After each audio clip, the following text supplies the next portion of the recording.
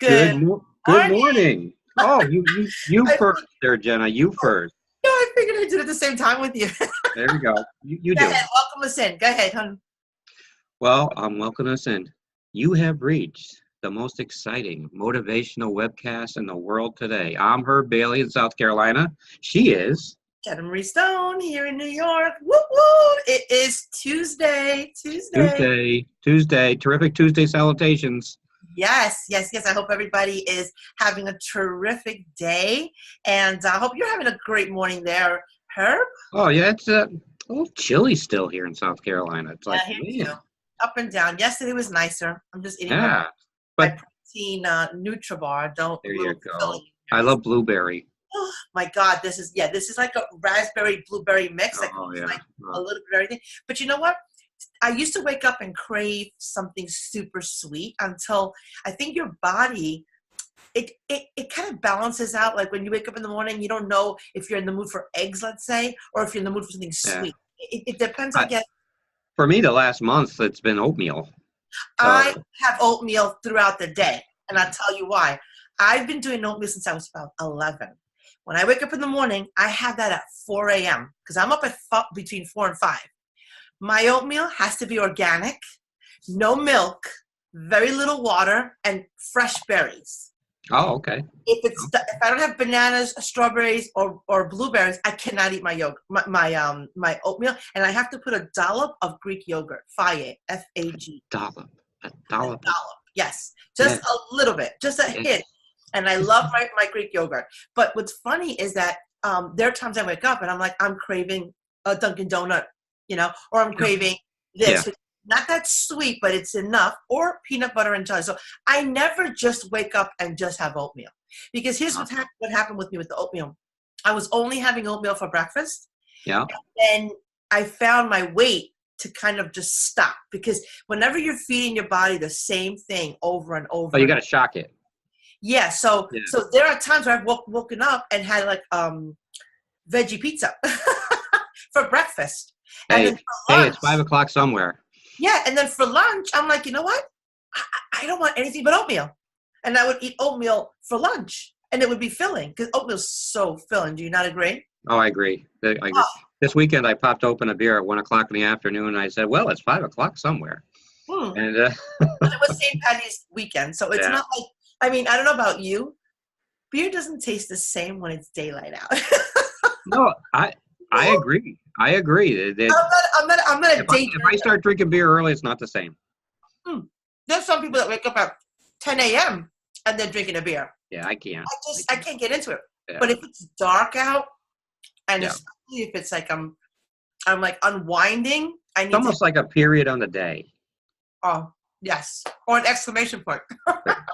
But Stella, yeah, exclamation point. Stella. We finished our Bud Light Orange 12-pack, so I don't know what I'm gonna be having tonight.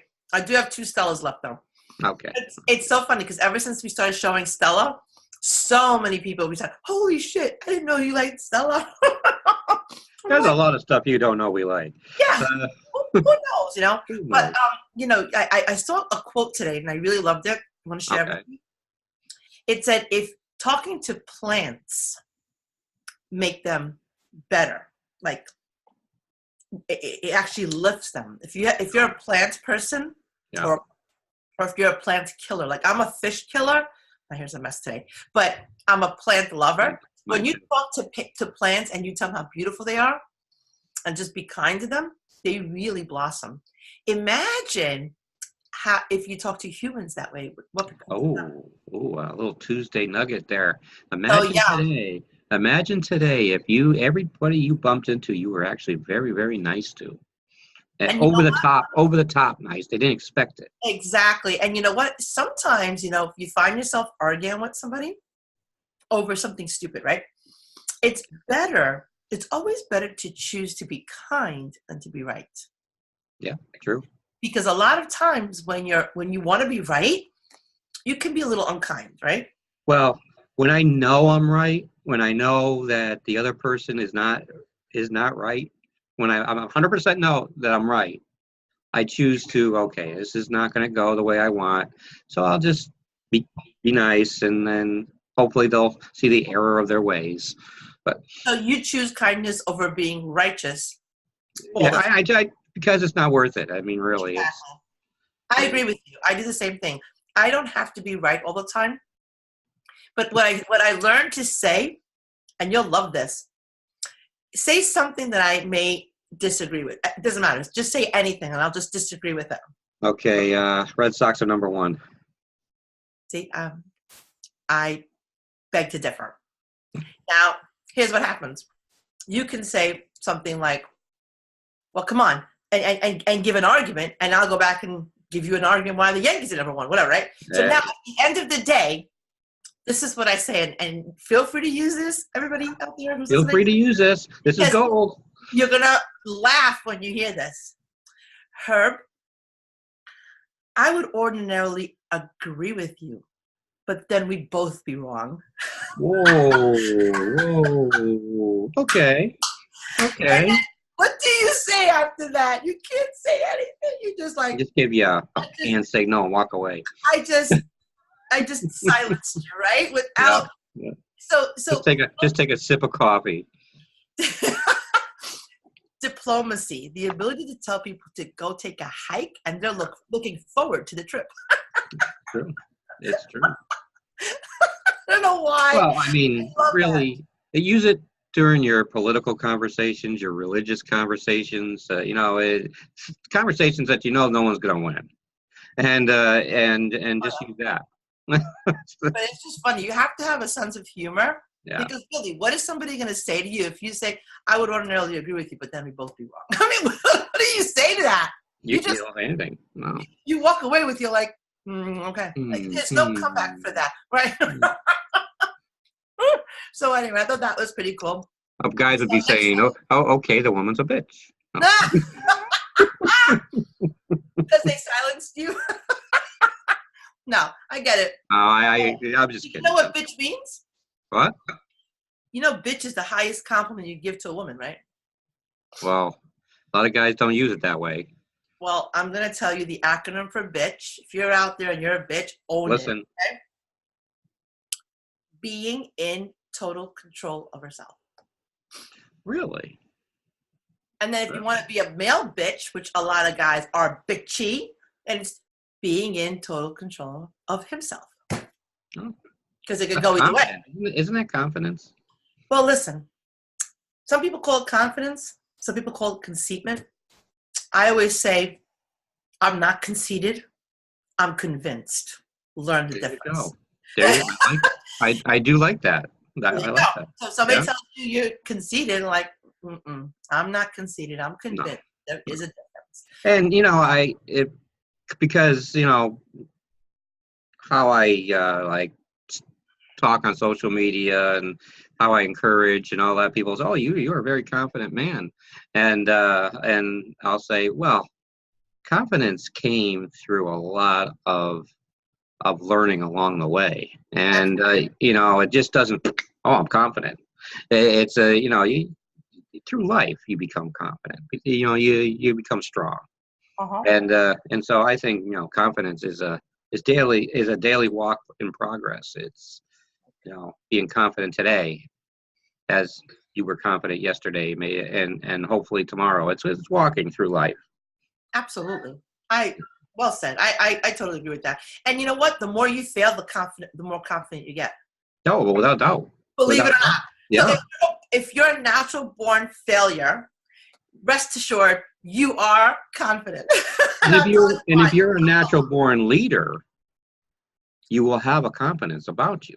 Absolutely. That is people attract to.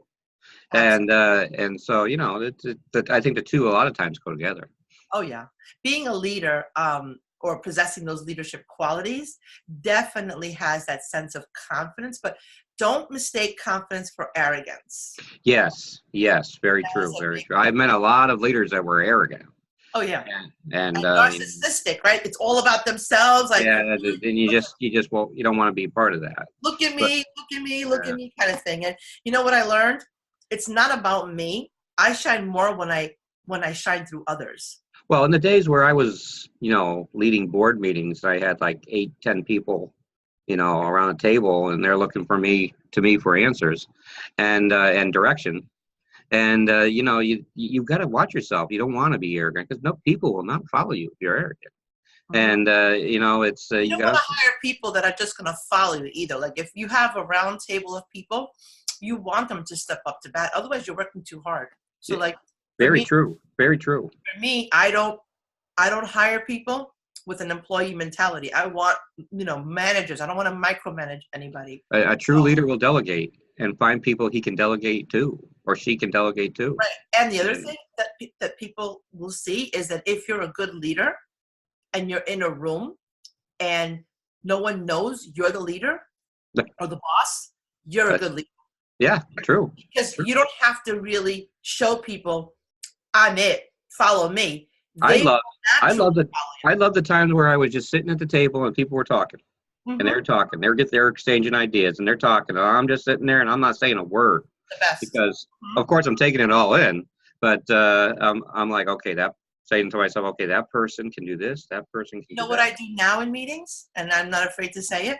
I hit the record button when the meeting's going on.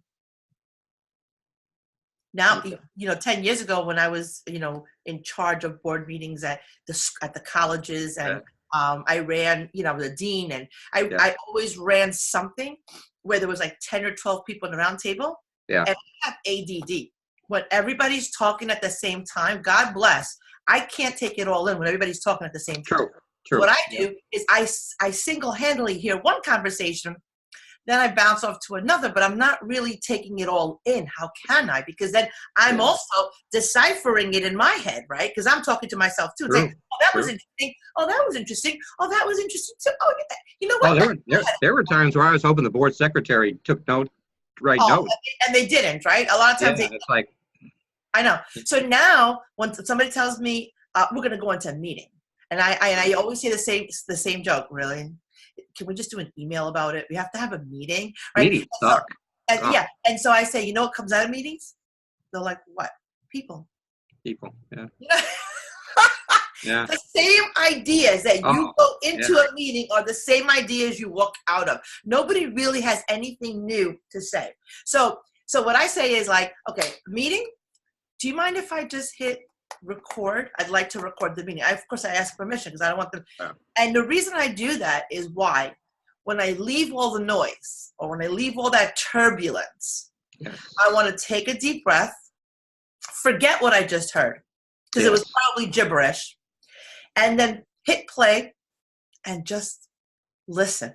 So when I miss something, I stop it and I replay it.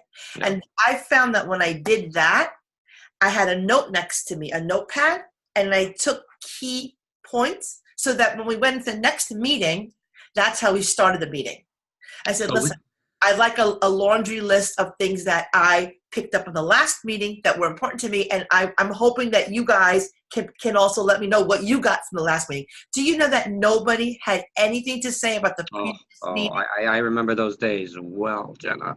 What a waste of time. Because why? Because you were so busy competing for airspace to get your idea across, and you didn't take the time to listen to the guy that was talking next to you. And so, like me, I'll go to the meeting and I'll be like, okay, guys, housekeeping is blah, blah, blah. Just a few things. Like somebody actually went into the refrigerator one time and picked the shrimp out of my Chinese food and put it back.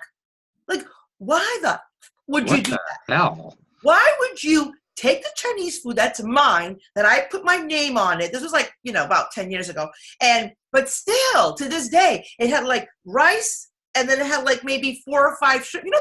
The shrimp fried rice is like dug in. Oh yeah. Somebody actually dug into the rice, picked out the shrimp, and left the rice. Like, fucking eat the whole thing if that's the case. Why are you sitting there picking the shrimp out? Really? You're disgusting. Like Rosanna Dana, I could have died. I could have died. Horrible. Anyway, the thought, it's skibat. Like, I'm so germaphobe. Like, you don't touch my food. If we go to a dinner together, you order yours, I order mine. I will offer you to try mine. If you say no, don't touch my food. Don't. Not even a French fry. Oh, I know. I don't put my fingers in your food. I hear you. But I will offer you. If we have a cheeseburger with French fries and whatever, I'll do that with people. I'll say, you want to try some of mine? But don't do it on your own. Exactly. But also, if you're offering to be nice, it's before you start eating it yourself, correct? Yes. Okay. And then so the other part of it is offering a French fry, you know, take that one fry on top that you touched.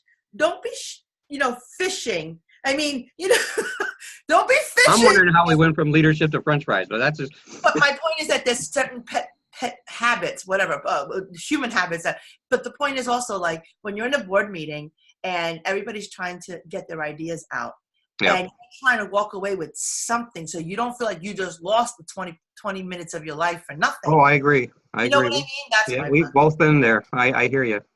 So, Jenna, tonight, hopefully we got leadership people out there that have taken some of this, and we'll run with it. That's the whole reason why we. personal development early in the morning always works, because by nighttime we're just recapping the day. So we will see. Nighttime we got alcohol in us. So yes, alcoholic beverages. If anybody has any alcoholic cool beverages for the summer, I'm taking recipes.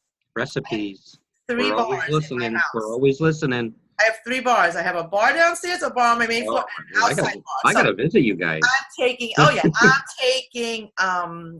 recipes. If anybody has good mojito recipes, margarita recipes, I don't know how to make that stuff. So if you guys are out there, any bartenders, and you have recipes, please, on the link below, send them, because I'm putting together like a little recipe book, and my goal this year is to become a great mixologist. I don't know why. Summertime alcoholic drinks. There's nothing like it. Exactly. On that note, have a great have a great day, everybody. Rise and grind and go kick some ass, and we'll see you back here tonight at 7 o'clock. There you go. See you then, guys. Bye. Same bad time, same bad channel. All righty. We'll see ya.